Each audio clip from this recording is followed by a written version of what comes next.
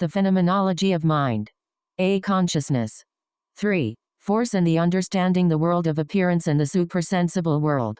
Greek letter phi 132. Consciousness has found seeing and hearing, etc., pass away in the dialectic process of sense experience, and has, at the stage of perception, arrived at thoughts which, however, it brings together in the first instance in the unconditioned universal. This unconditioned element, again, if it were taken as inert essence bare and simple, would itself be nothing else than the one-sided extreme of self-existence, for the non-essential would then stand over against it. But if thus related to the latter, it would be itself unessential, and consciousness would not have got disentangled from the deceptions of perception, whereas this universal has proved to be one which has passed out of such conditioned separate existence and returned into itself.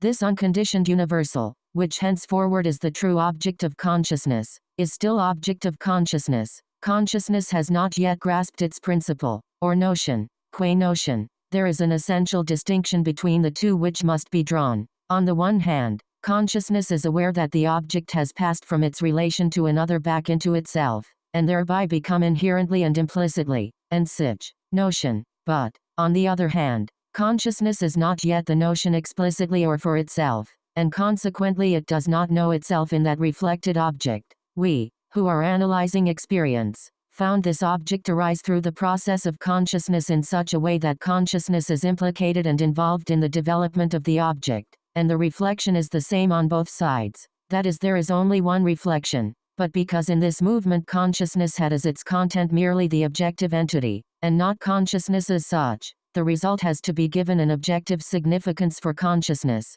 Consciousness, however, still withdrawing from what has arisen, so that the latter in objective form is the essential reality to consciousness.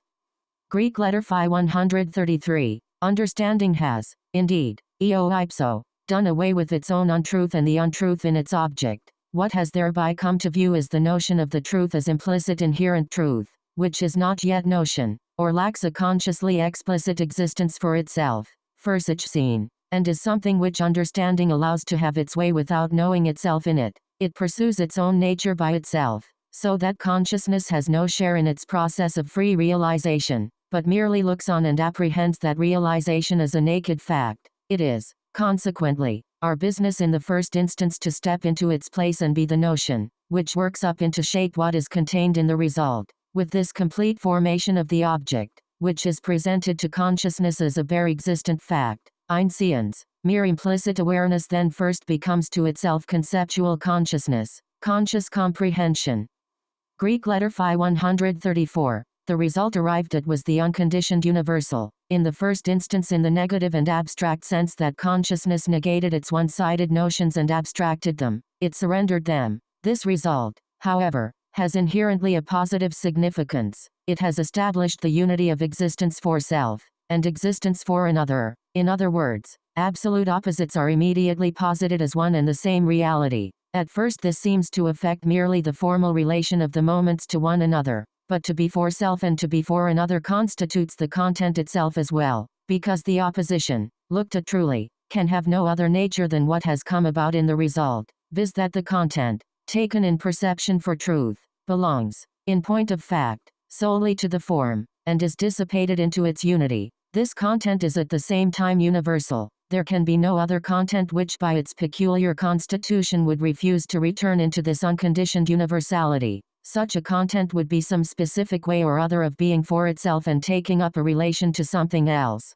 But to be in general for self and to stand in relation to something else constitutes the very nature and meaning of that whose truth lies in being unconditionally universal, and the result is through and through universal.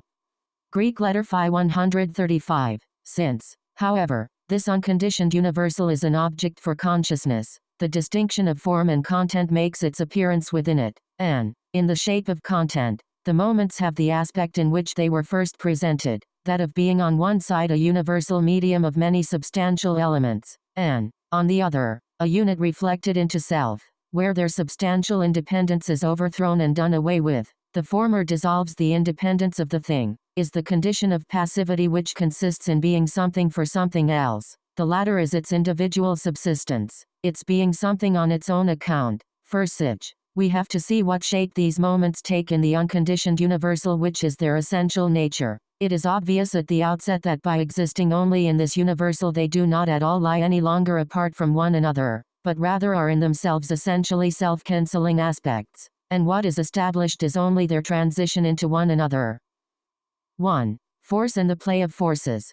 Greek letter phi 136. One moment, then, appears as universal medium, or as the subsistence of independent constituents, as the reality that has stepped aside. The independence of these constituent elements, however, is nothing else than this medium, that is, this universal is simply and entirely the plurality of such diverse universals. That the universal is per se in undivided unity with this plurality means, however, that these elements are each where the other is. They mutually permeate one another, without touching one another, because, conversely, the manifold diversity is equally independent. Along with that, too, goes the fact that they are absolutely pervious and porous, or are cancelled and superseded. To be thus superseded, again, or the reduction of this diversity to bare and simple self-existence, is nothing else than the medium itself, and this is the independence of the different elements. In other words, the elements set up as independent pass directly over into their unity, and their unity directly into its explicit diversity, and the latter back once again into the reduction to unity. This process is what is called force. One of its moments, where force takes the form of a dispersion of the independent elements each with a being of its own, is the expression of force. When, however, force takes the form of that wherein they disappear and vanish, it is force proper, force withdrawn from expressing itself and driven back into itself. But in the first place, force driven back into itself must express itself, and, secondly, in that expression it is still force existing within itself, as much as in thus being within itself it is expression. Greek letter phi 137. When we thus keep both moments in this immediate unity, it is understanding, to which the conception of force belongs, that is, properly speaking, the principle which carries the different moments qua different, for per se they are not to be different. The distinction consequently exists only in thought. Stated otherwise, only the mere conception of force has been put forward in the above, not its realization. In point of fact, however, force is the unconditioned universal, which is in itself just what it is for something else, or which holds difference within itself, for difference is nothing else than existence for another. Hence for force to be what it truly is, it has to be completely set free from thought, and put forward as the substantial reality of these differences, that is, first the substance qua the entire force remaining essentially self-contained, and unforsich, and then its differences as substantial entities, or as moments subsisting each on its own account. Force as such, force as driven back within itself, is in this way by itself an excluding unit, for which the unfolding of the elements or differences is another thing subsisting separately, and thus there are set up two sides, distinct and independent. But force is also the whole, or it remains what, in its very conception, it is. That is to say, these differences remain mere forms, superficial vanishing moments. The differences between force proper, withdrawn into itself, and force unfolded and expressed in independent constituent elements, would at the same time have no being at all if they had no subsistence. That is, force would have no being if it did not really exist in these opposite ways. But to exist in this way as opposite aspects means nothing else than that both moments are themselves at the same time independent. It is this process we have now to deal with, the process by which both moments get themselves fixed as independent and then cancel their independence again. Looked at broadly, it is manifest that this process nothing else than the process of perceiving, where the aspects, both percipient and content perceived, are at once inseparably united as regards the process of grasping the truth, and yet, by that very fact, each aspect is at the same time reflected into itself, is something on its own account. In the present case these two aspects are elements or moments of force. They subsist within one unity, just as much as this unity, which appears as the middle term for the distinct and independent extremes, always gets broken up into these very extremes, which only are through this taking place. Thus the process, which formerly took the shape of the self-negation of contradictory conceptions, here assumes objective form, and is a movement of force, the result of which is to bring out the unconditioned universal, as something which is not objective, which is the inner, unperceived, being of things. Greek letter phi 138. Force, as thus determined, since it is taken as force, or as reflected into itself, is the one side of its notion and meaning, but a substantiated extreme, and, moreover, the extreme established with the specific character of oneness. In virtue of this, the subsistence of the differentiated elements falls outside it, and is something other than it, since of necessity it has to be this subsistence, that is, to express, externalize itself. Its expression takes the form that the other approaches it and incites it, but, in point of fact, since it must necessarily express itself, it has within itself this other, which to begin with took up a position as something outside it. We must withdraw from the position which sets up force as a one, and its essence, self-expressions, and other approaching it from outside. Force is rather itself this universal medium for the subsistence of the moments as differentiated elements, or, in other words, it has expressed or externalized itself,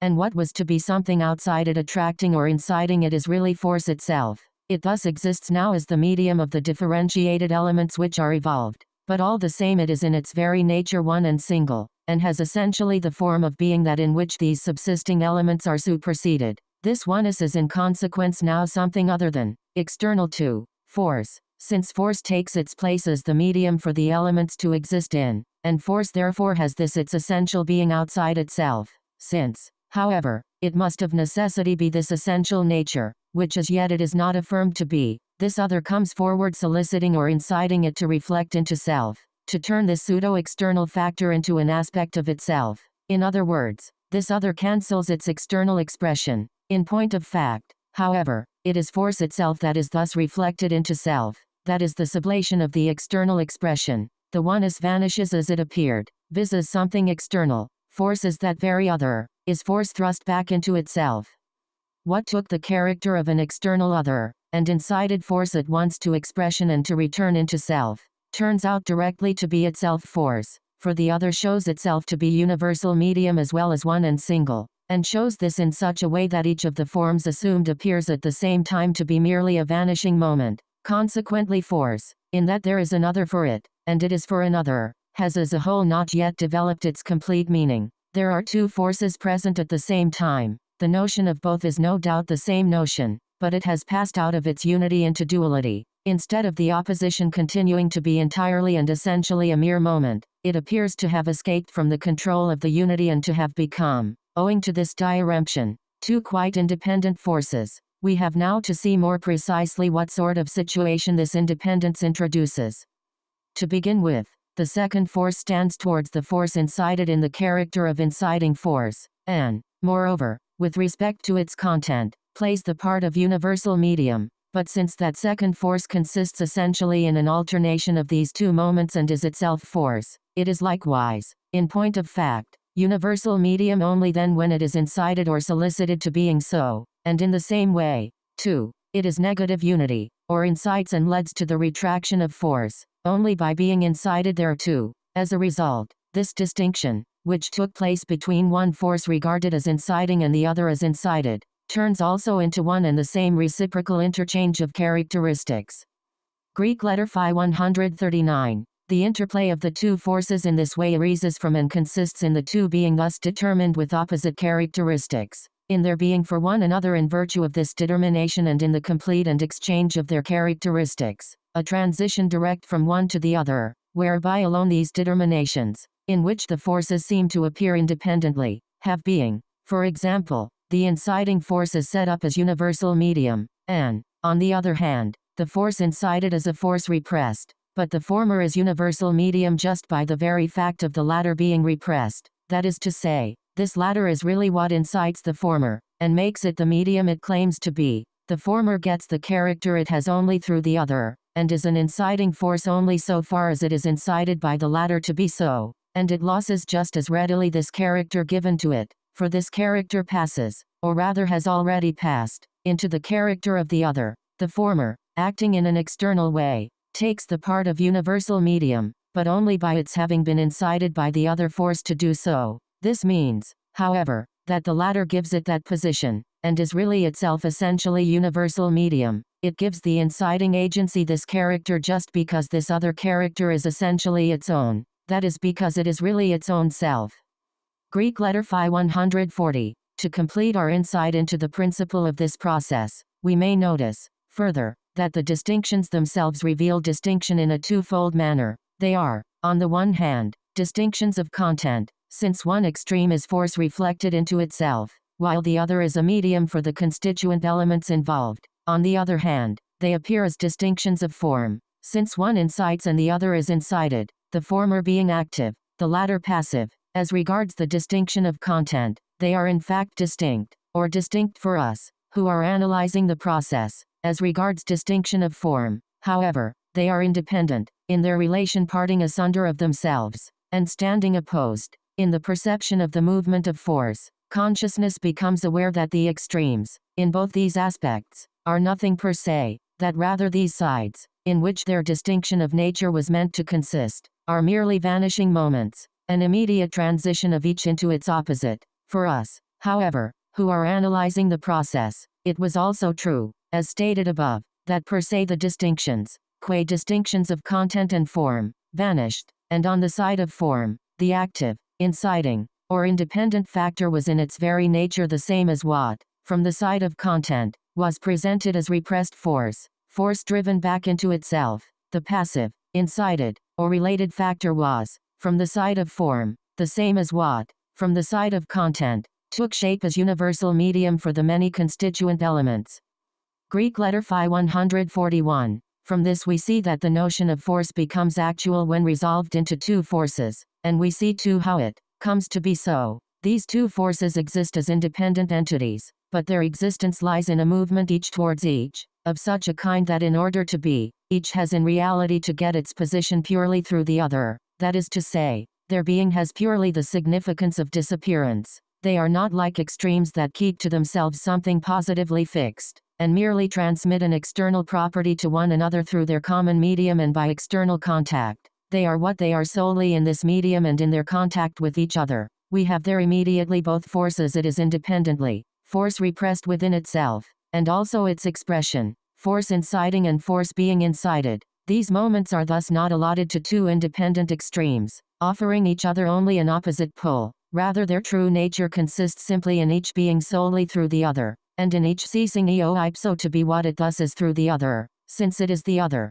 they have thus, in point of fact, no substances of their own which could support and maintain them. The notion of force rather maintains itself as the essence in its very actuality. Force when actual exists wholly and only in its expression, and this, at the same time, is nothing else than a process of cancelling itself. This actual force, when represented as detached from its expression and existing by itself, is force driven back into itself, but this feature is itself, in point of fact, as appears from the foregoing, merely a moment in the expression of force. The true nature of force thus remains merely the thought or idea of force, the moments in its realization, its substantial independence and its process, rush, without let or hindrance, together into one single undivided unity, a unity which is not force withdrawn into itself, for this is merely one of those moments, but is its notion qua notion. The realization of force is, then, at the same time dissipation or loss of reality. It has thereby become something quite different, viz. This universality,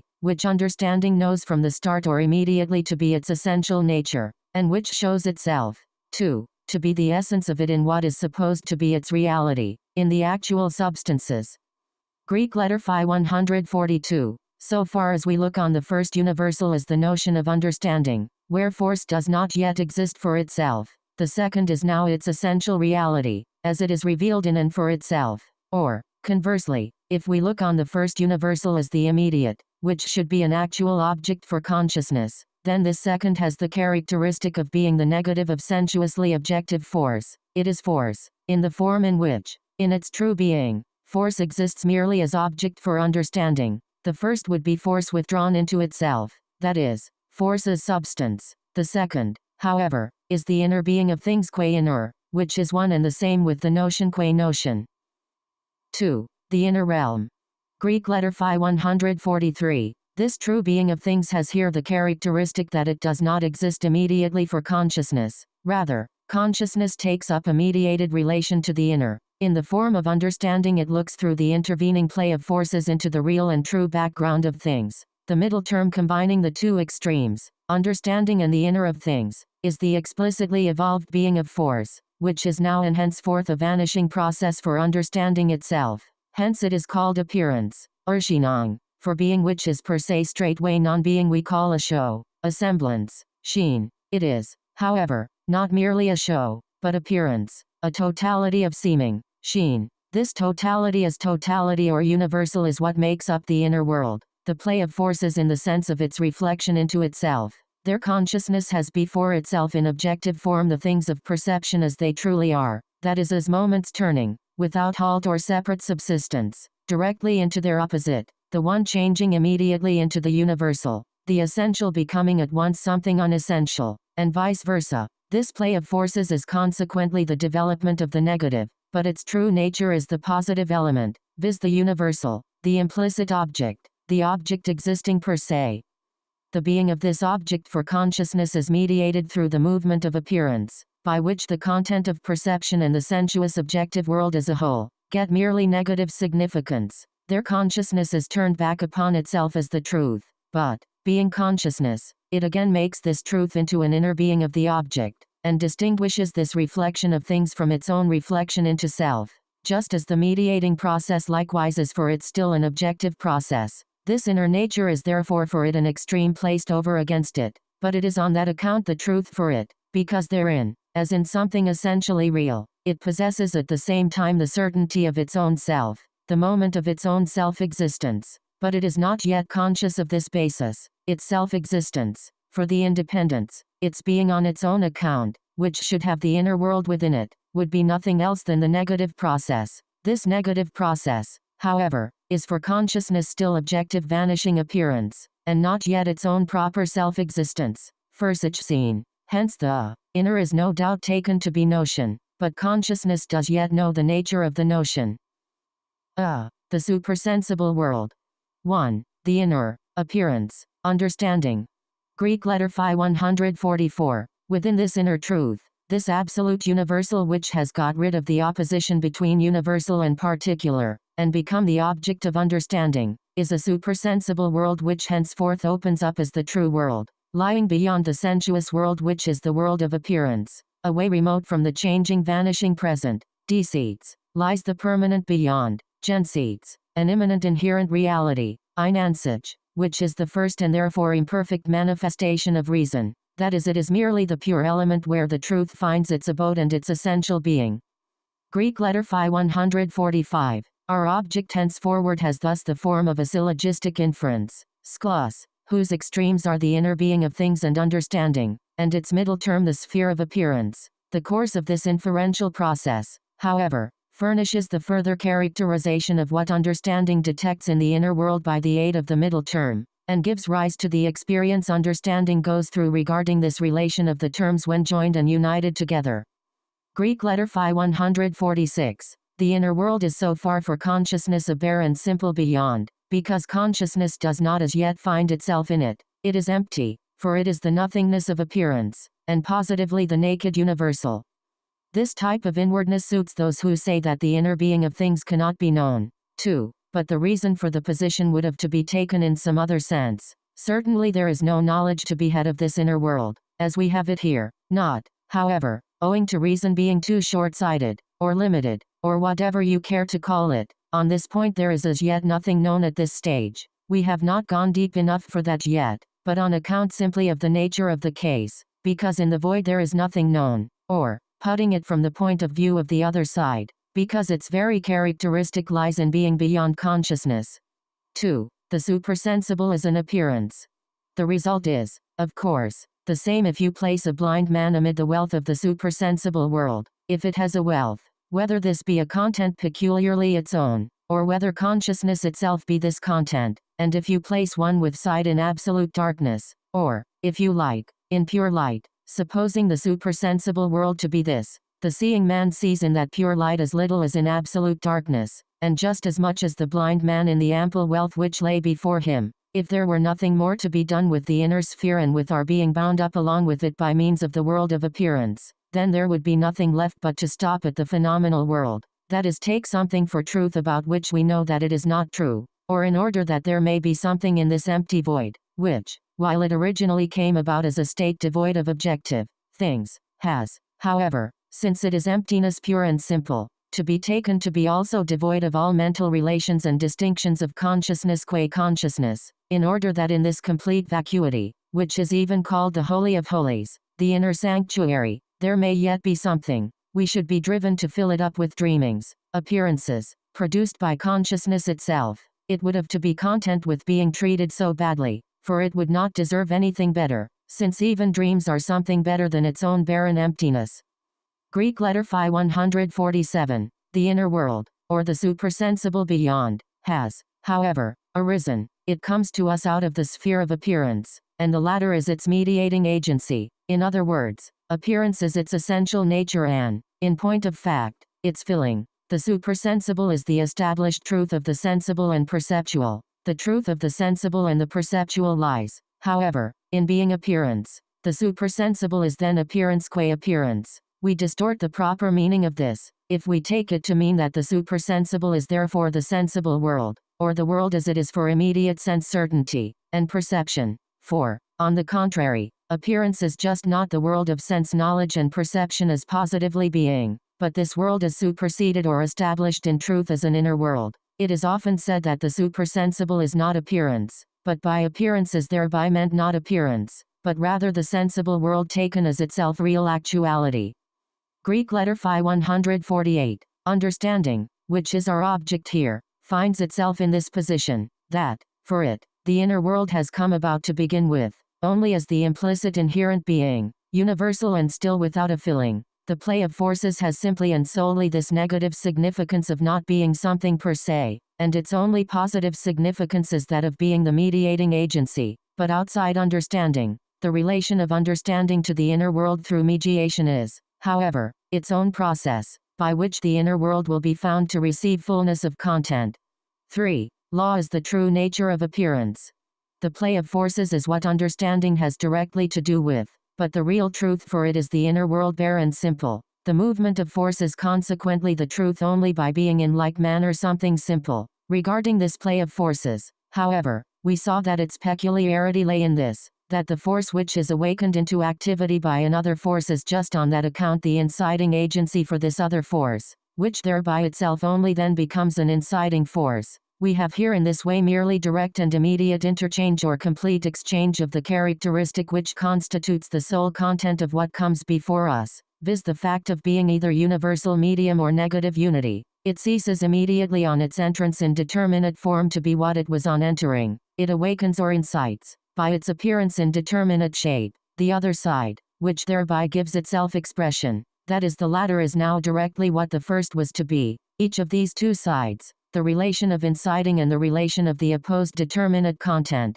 is on its own account an absolute process of permutation and transposition, but these two relations are again themselves one and the same, and the formal distinction of being incited and of inciting to activity is the same as the distinction of content, that is the distinction between the incited factor as such, viz. The passive medium, on the one side, and the inciting factor, viz. The active medium, the negative unity, or the one on the other side. In this way there disappears all distinction of contrasted and opposed particular forces, which were meant to be present in this process, for they rested solely on the above distinctions, and, along with both those distinctions, the distinction between the forces collapses likewise into merely one. There is thus neither force nor inciting and being incited to action, nor the characteristic of being a stable medium and a unity reflected into self. There is neither a particular which is something on its own account, nor are there diverse opposites. What is found in this flux of thoroughgoing change is merely difference as universal difference,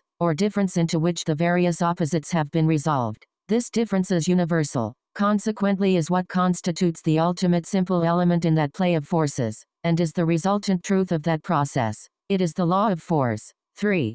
Greek letter Phi 149. The absolute flux of the world of appearance passes into bare and simple difference through its relation to the simplicity of the inner being, the simplicity apprehended by understanding. The inner being is in the first instance merely the implicit universal. This implicit simple universal, however, is essentially absolute universal difference as well, for it is the outcome of the change itself, or change is its very nature. But change, when planted in the inner reality as it, change, truly is, forthwith is taken up into that reality as equally absolute universal difference at peace with itself, and remaining at one with itself. In other words, negation is an essential moment of the universal, and negation or mediation in what is universal is universal difference. This difference is expressed in the law, which is the stable presentment or picture of unstable appearance. The supersensible world is in this way a quiescent kingdom of laws, no doubt beyond the world of perception, for this exhibits the law only through incessant change, but likewise present in it, and its direct immovable copy or image. b. Law is distinction and sameness. Greek letter phi 150. This kingdom of laws is indeed the truth for understanding, and that truth finds its content in the distinction which lies in the law. At the same time, however, this kingdom of laws is only the preliminary truth and does not give all the fullness of the world of appearance. The law is present therein, but is not all the appearance present. Under ever-varying circumstances the law has an ever-varying actual existence. Thereby appearance continues to keep one aspect which is not in the inner world. That is, appearance is not yet in very truth established as appearance, as that whose independent being has been done away with. This defect in the law has to be brought out in the law itself. What seems defective in it is that while it no doubt has difference within it, it contains this in a merely universal indeterminate way. So far, however, as it is not law in general, but a law, it has determinateness within it, and as a result there are found an indeterminate plurality of laws. But this plurality is rather itself a defect. It contradicts the principle of understanding, for which, since it is consciousness of the simple inner being, truth is the inherently universal unity, it must, therefore, let the many laws coalesce into a single law, just as, for example, the law by which a stone falls, and that by which the heavenly bodies move have been conceived as one law. When the laws thus coincide, however, they lose their specific character. The law becomes more and more abstract and superficial, and in consequence we find as a fact, not the unity of these various determinate laws, but a law which leaves out their specific character, just as the one law, which combines in itself the laws of falling terrestrial bodies, and of the movements of celestial bodies, does not, in point of fact, express both kinds of laws. The unification of all laws in universal attraction expresses no further content than just the bare concept of the law itself, a concept which is therein set down as existing. Universal attraction says merely that everything has a constant distinction for anything else. Understanding pretends by that to have found a universal law which gives expression to universal reality as such, but, in point of fact, it has merely found the conception of law itself, although in such a way that it at the same time thereby declares all reality to be in its very nature conformed to law. The idea of universal attraction has, therefore, to this extent great importance, that it is directed against that unthinking way of representing reality, to which everything appears in the shape of accident and chance, and for which determinateness, specificity, takes the form of sensuous independence. 1. Specific law and general law. Greek letter phi 151. In contrast, then, with determinate law stands universal attraction, or the bare conception of law, in so far as this pure conception is looked on as the essentially real, or as the true inner being. The determinateness characterizing the specific law itself belongs still to the sphere of appearance, or rather to sensible existence. But the pure conception of law transcends not merely the law, which, being itself a determinate law, stands contrasted with other determinate laws, but also transcends law as such. The determinateness, of which we spoke, is itself strictly a mere vanishing moment which can no longer come forward here as an essential entity, Wessenheit, for it is only the law which is the truth here. But the conception of law is turned against the law itself. That is to say, in the law distinction itself is immediately apprehended and taken up into the universal, thereby, however, making the moments, whose relation it expresses, subsist as mutually indifferent and inherently real entities. These parts of the distinction found in the law are, however, at the same time themselves determinate aspects. The pure concept of law, as universal attraction, must, to get its true significance, be so apprehended that in it, as the absolutely single and simple, the distinctions which are present in law as such, return again themselves into the inner being, qua bare and simple unity. This unity is the inner necessity of the law. 2. Law and force. Greek letter phi 152. The law is thereby present in a twofold form. In one case it is there as law in which the differences are expressed as independent moments. In the other it is in the form of a simple withdrawal into itself, which again can be called force, but in the sense not of repressed force, spoken of above, but force in general, or the concept of force, an abstraction which absorbs the distinctions involved in what attracts and is attracted. In this sense, for example, Simple electricity is force. The expression of difference falls. However, within the law, this difference is positive and negative electricity. In the case of the motion of falling bodies, force is the simple element, gravity, which has the law that the magnitudes of the different factors in the motion, the time spent, and the space traversed, are to one another in the relation of root and square. Electricity itself is not difference per se, is not in its essential nature a twofold entity consisting of positive and negative electricity. Hence it is often said it has the law of being so and so in the way indicated, or again, that it has the property of expressing itself in this fashion. This property is doubtless the essential and peculiar property of this force, that is, it belongs to it necessarily, but necessity is here an empty phrase. Force must, just because it must, duplicate itself in this manner. Of course, if positive electricity is given, negative electricity is inherently necessary, for the positive element only is by being related to a negative. In other words, the positive element in its very self involves difference from itself, just in the same way as the negative does. But that electricity as such should break itself up into parts in this way, this is not in itself a necessity. Electricity qua simple force is indifferent to its law, to be in the form of positive and negative, and if we call the former its notion and the latter its being, then its notion is indifferent to its being. It merely has this as a property, which just means that this is not per se necessary to it. This indifference takes another form when it is said that to be positive and negative is involved in the definition of electricity, or that this is neither more nor less than its notion and its essence.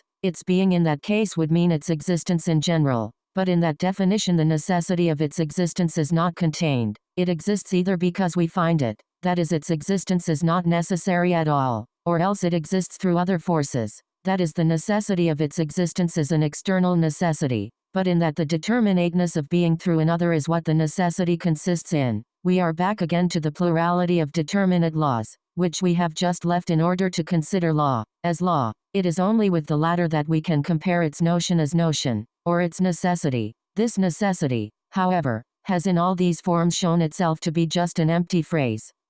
Greek letter phi 153. There is still another way than that just indicated in which the indifference of law and force, or of notion and being, is found. In the law of motion, for example, it is necessary for motion to be broken up into the elements time and space, or again, into distance and velocity. Since motion is merely the relation of these factors, motion, the universal, has in this way certainly distinct parts in its own self.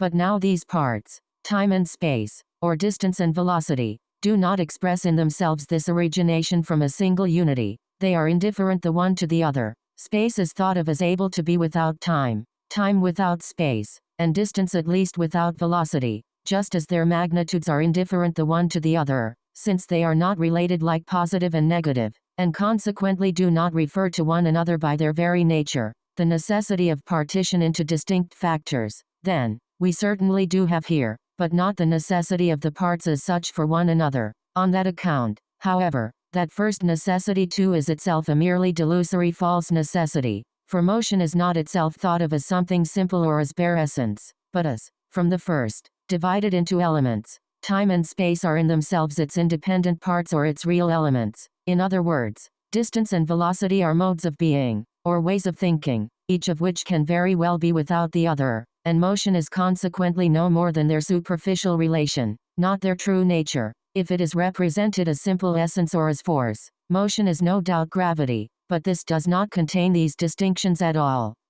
Greek letter phi 154. The distinction is, then, in both cases no distinction of an inherent or essential kind. Either the universal, force, is indifferent to the division into parts, which is found in the law, or else the distinctions, the parts of the law, are indifferent to one another. Understanding, however, does have the notion of this distinction per se, just by the fact that law is in part the inner being, the inherent nature, but is at the same time something distinguished within the notion. That this distinction is there by inner distinction is shown by the fact that law is bare and simple force, or is the notion of that distinction, and thus is a distinction of the notion. But still this inner distinction falls to begin with only within understanding, and is not yet established in the fact itself. It is thus only its own necessity to which understanding gives expression. The distinction, that is to say, is one which it makes only so as at the same time to express that the distinction is not to be a distinction in the nature of the fact itself. This necessity, which is merely verbal, is thus a rehearsal of the moments which make up the cycle of necessity. They are no doubt distinct, but their distinction is at the same time explicitly stated to be not a distinction of the fact itself, and consequently is itself again straightway cancelled and transcended. 3. Explanation.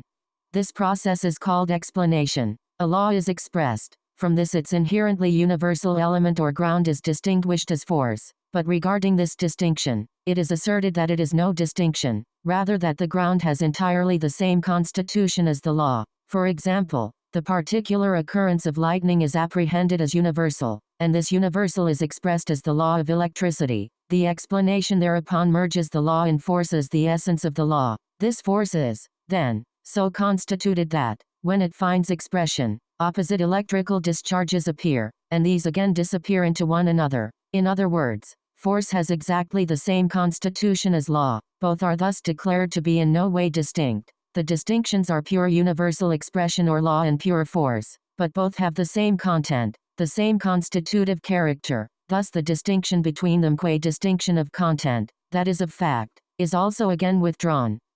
Greek letter phi 155. In this tautological process understanding, as the above shows, holds fast to the changeless unity of its object, and the process takes effect solely within understanding itself, not in the object. It is an explanation that not only explains nothing, but is so plain that, while it makes as if it would say something different from what is already said, it really says nothing at all, but merely repeats the same thing over again. So far as the fact itself goes, this process gives rise to nothing new. The process is only of account as a process of understanding. In it, however, we now get acquainted with just what we missed in the case of the law, absolute change itself. For this process, when looked at more narrowly, is directly the opposite of itself. It sets up, that is, a distinction which is not only for us no distinction, but which it itself cancels as distinction. This is the same process of change which was formerly manifested as the play of forces. In the latter we found the distinction of inciting and incited force, or force expressing itself, and force withdrawn into itself. But these were distinctions which in reality were no distinctions, and therefore were also immediately cancelled again. We have here not merely the naked unity, so that no distinction could be set up at all. The process we have is rather this, that a distinction is certainly made, but because it is no distinction, it is again superseded. Thus, then, with the process of explaining, we see the ebb and flow of change, which was formerly characteristic of the sphere of appearance, and lay outside the inner world, finding its way into the region of the supersensible itself. Our consciousness, however, has passed from the inner being as an object over to understanding on the other side, and finds the changing process there. Greek letter phi 156. The change is in this way not yet a process of the fact itself, but rather presents itself before us as pure change, just by the content of the moments of change remaining the same. Since, however, the notion qua notion of understanding is the same as the inner nature of things, this change becomes for understanding the law of the inner world. Understanding thus learns that it is a law in the sphere of appearance for distinctions to come about which are no distinctions. In other words, it learns that what is self-same is self-repulsive, and, similarly, that the distinctions are only such as in reality are none and cancel one another, or that what is not self-same is self-attractive. Here we have a second law, whose content is the opposite of what formerly was called law, viz. The invariable and unchanging self-identical distinction. For this new law expresses rather the process of like becoming unlike, and unlike becoming like. The notion demands of the unreflective mind to bring both laws together, and become conscious of their opposition. Of course the second is also a law, an inner self-identical being, but it is rather a self-sameness of the unlike, a constancy of inconstancy. In the play of forces this law proved to be just this absolute transition and pure change. The self-same force, split into an opposition, that in the first instance appeared as a substantial independent distinction, which, however, in point of fact proved to be none, for it is the self-same which repels itself from itself, and this element repelled is in consequence essentially self-attracted, for it is the same. The distinction made, since it is none, thus cancels itself again. The distinction is hence set forth as a distinction on the part of the fact itself, or as an absolute, objective, distinction, and this distinction on the part of the fact is thus nothing but the self-same, that which has repelled itself from itself, and consequently only set up in opposition which is none. Greek letter phi 157. By means of this principle, the first supersensible world, the changeless kingdom of laws, the immediate ectype and copy of the world of perception, has turned round into its opposite. The law was in general, like its differences, self-identical. Now, however, it is established that each side is, on the contrary, the opposite of itself. The self-identical repels itself from itself, and the self-discordant sets up to be self-same. In truth, only with a determination of this kind is distinction inner distinction, or immanent distinction, when the like is unlike itself, and the unlike like itself. C. The law of pure distinction, the inverted world. This second supersensible world is in this way the inverted world, Burkert Weld, and, moreover, since one aspect is already present in the first supersensible world, the inverted form of this first, the inner being is, thereby, in its character of appearance completed. For the first supersensible world was only the immediate raising of the world of perception into the element of universality. It has its necessary counterpart in this world of perception, which still retains as its own the principle of change and alteration. The first kingdom of laws dispenses with this principle, but receives it in the form of an inverted world. Greek letter phi 158. By the law of this inverted world, then, the self-same in the first world is the unlike of itself, and the unlike in the first is equally unlike to itself, or it becomes like itself, expressed in determinate moments. This will assume the form that what by the law of the first is sweet, is, in this inner, inverted reality, sour. What is there black is here white. What, by the law of the first, was North Pole in the case of the magnet, is, in its other supersensible inner world, viz. In the earth, South Pole, while what was there South Pole is here North Pole. Similarly, what by the first law is in the case of electricity the oxygen pole becomes in its other supersensible reality hydrogen pole, and conversely, what is there the pole of hydrogen becomes here the pole of oxygen. To take another sphere of experience, revenge on an enemy is, according to the primitive immediate law, the supreme satisfaction of injured individuality. This law, however, that of standing up against one who does not treat me as a substantial self, showing him that I am a substantial being, and even doing away with him as a reality, this law is transmuted by the principle of the other world into the very opposite, the reinstatement of myself as the true reality through the removal of the alien hostile being is turned into self-destruction. If now this inversion, which is brought out in the punishment of crime, is made into a law, it also is again only the law of a world which has an inverted supersensuous world standing in antithesis to itself, where that which is despised in the former comes to honor, and that which in the former is honored meets with contempt. The punishment which, by the law of the former, disgraces a man and annihilates him, turns round in its inverted world into the pardoning grace which preserves his being and brings him to honor. Greek letter phi 159. Looked at on the surface, this inverted world is the antithesis of the first in the sense that it has the latter outside itself, and repels that world from itself as an inverted reality, that the one is the sphere of appearance, while the other is the inherent being, that the one is the world as it is for another, the other again the world as it is for itself. In this way, to use the previous examples, what tastes sweet is properly, or inwardly in the thing, sour, or what is North Pole in the case of the actual magnet belonging to the sphere of appearance, would be, in the inner or essential being, South Pole. What is shown to be oxygen pole in electricity as a phenomenon, would be hydrogen pole in the case of electricity not failing within the sphere of appearance. Or again, an act which in appearance is a crime would in its inner nature be capable of being really good. A bad act may have a good intention. Punishment is only in appearance punishment. In itself or in another world it might well be, for the criminal, a benefit. But such oppositions of inner and outer, appearance and supersensible, in the sense of two sorts of reality, are no longer to be found here. The differences repelled are not divided anew and assigned to two substances such as would support them and lend them a separate subsistence, the result of which would be that understanding would leave the inner region, and fall back again on its previous position. The one aspect or substance would be once more the world of perception, where the one of those two laws would carry on its existence, and in opposition to it an inner world, just such a sensible world as the first, but in the sphere of ideas, one that could not be indicated, seen, heard, and tasted as a sensible world, and yet would be thought of as such a sensible world. But in point of fact, if the one element set up is a perceived reality, and its inherent being, as its inverted form, is at the same time a sensuously represented element, then sour, which would be the inherent nature of the sweet thing, is a real thing just as much as the latter, viz., a sour thing. Black, which would be the inherent nature of white, is the actual black.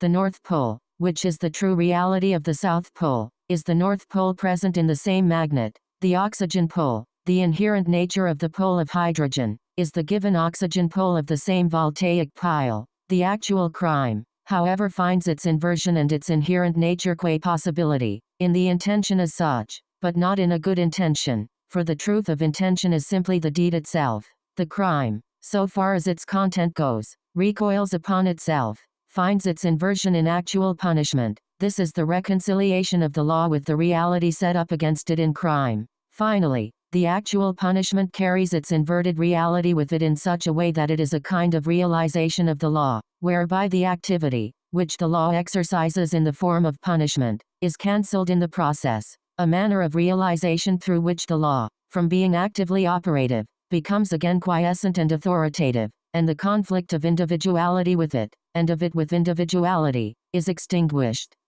Greek letter Phi 160, from the idea, then, of inversion which constitutes the essential nature of one aspect of the supersensible world, we must dissociate the sensuous idea of keeping distinctions substantively fixed in a different element that sustains them, and this absolute notion of distinction must be set forth and apprehended purely as inner distinction, self-repulsion of the self-same as self-same, and likeness of the unlike as unlike. We have to think pure flux, opposition within opposition itself, or contradiction, for in the distinction, which is an internal distinction, the opposite is not only one of two factors. If so, it would not be an opposite, but a bare existent. It is the opposite of an opposite, or the other is itself directly and immediately present within it.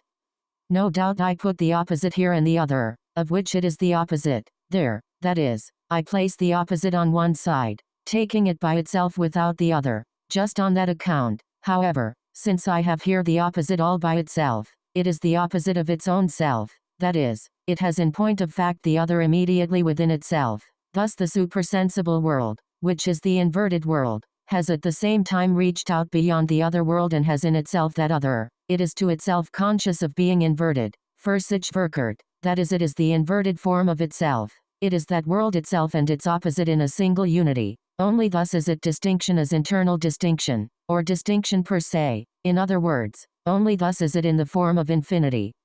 Greek letter Phi 161. By means of infinity we see law attaining the form of inherent necessity, and so realizing its complete nature, and all moments of the sphere of appearance are thereby taken up into the inner realm. That the simple and ultimate nature of law is infinity means, according to the foregoing analysis, that it is a self-identical element, which, however, is inherently distinction, or that it is self-sameness which repels itself from itself, breaks asunder into two factors. What was called simple force duplicates itself, and through its infinity is law. It means, b. that what is thus sundered, constituting as it does the parts which are thought of as in the law, puts itself forward as subsisting, as stable, and, if the parts are considered without the conception of internal distinction, then space and time, or distance and velocity, which appear as moments of gravity, are just as much indifferent and without necessary relation to one another as to gravity itself, or again as this bare gravity is indifferent to them,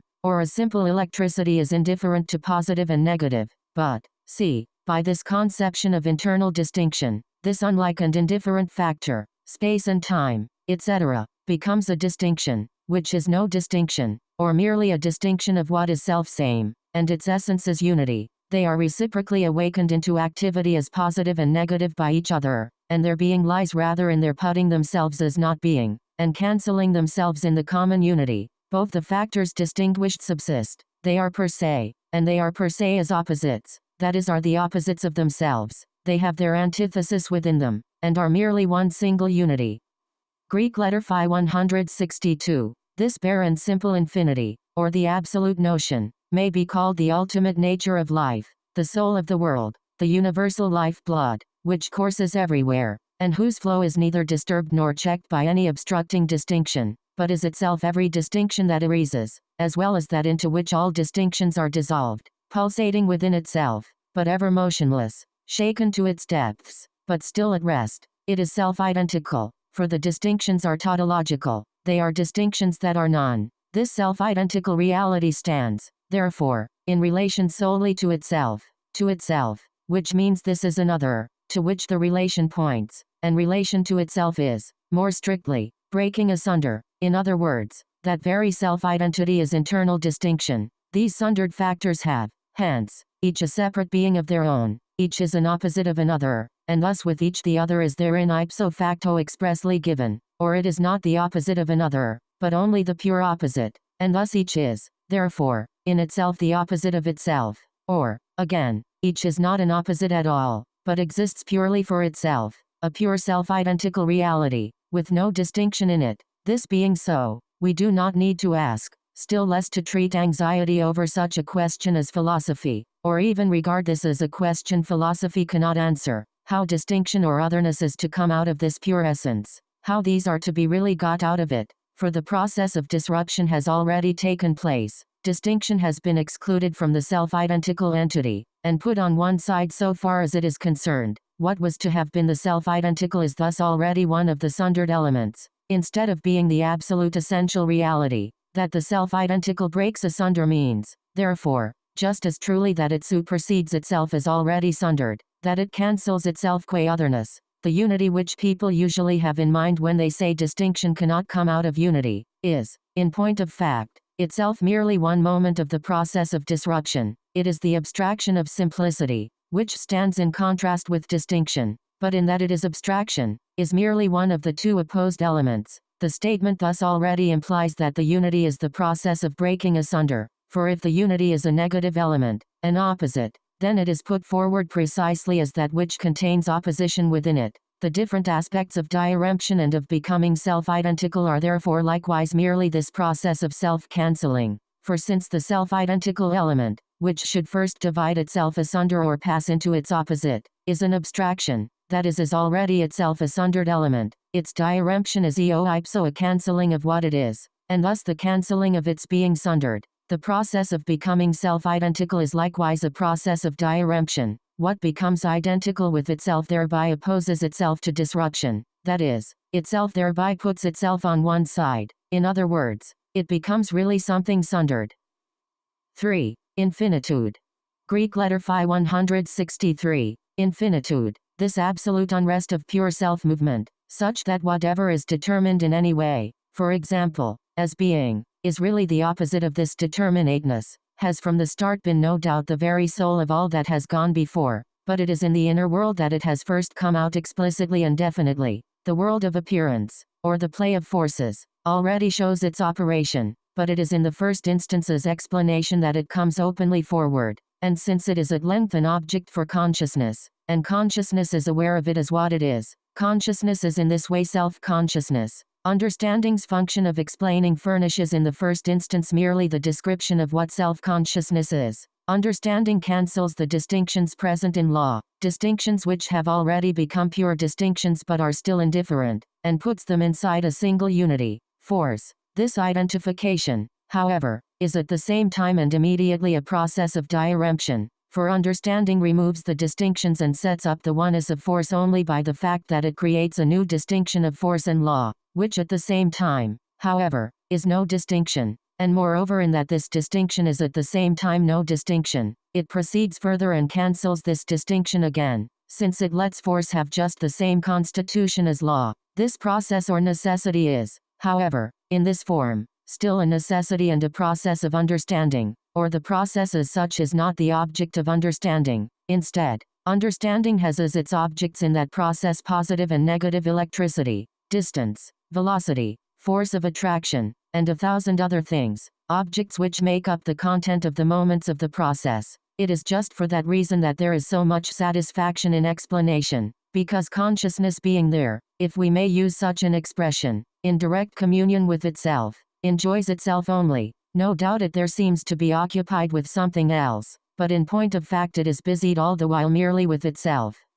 Greek letter phi 164. In the opposite law, as the inversion of the first law, or an internal distinction, infinitude doubtless becomes itself object of understanding, but once more understanding fails to do justice to infinity as such, since understanding assigns again to two worlds, or to two substantial elements, that which is distinction per se, the self-repulsion of the self-same, and the self-attraction of unlike factors, to understanding the process, as it is found in experience, is here an event that happens, and the self-same and the unlike are predicates, whose reality is an underlying substratum. What is for understanding an object in a covering veil of sense, now comes before us in its essential form as a pure notion. This apprehension of distinction as it truly is, the apprehension of infinitude as such, is something for us, observing the course of the process, or is implicit, immanent. The exposition of its notion belongs to science. Consciousness, however, in the way it immediately has this notion, again appears as a peculiar form or new attitude of consciousness, which does not recognize its own essential nature in what has gone before,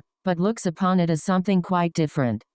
In that this notion of infinitude is its object, it is thus a consciousness of the distinction as one which at the same time is at once cancelled. Consciousness is for itself and on its own account, it is a distinguishing of what is undistinguished, it is self-consciousness. I distinguish myself from myself, and therein I am immediately aware that this factor distinguished from me is not distinguished. I, the self-same being, thrust myself away from myself, but this which is distinguished, which is set up as unlike me, is immediately on its being distinguished no distinction for me. Consciousness of another, of an object in general, is indeed itself necessarily self-consciousness, reflectedness into self, consciousness of self in its otherness, the necessary advance from the previous attitudes of consciousness, which found their true content to be a thing, something other than themselves, brings to light this very fact that not merely is consciousness of a thing only possible for a self-consciousness, but that this self-consciousness alone is the truth of those attitudes. But it is only for us, who trace this process, that this truth is actually present. It is not yet so for the consciousness immersed in the experience. Self-consciousness has in the first instance become a specific reality on its own account, for such, has come into being for itself. It is not yet in the form of unity with consciousness in general.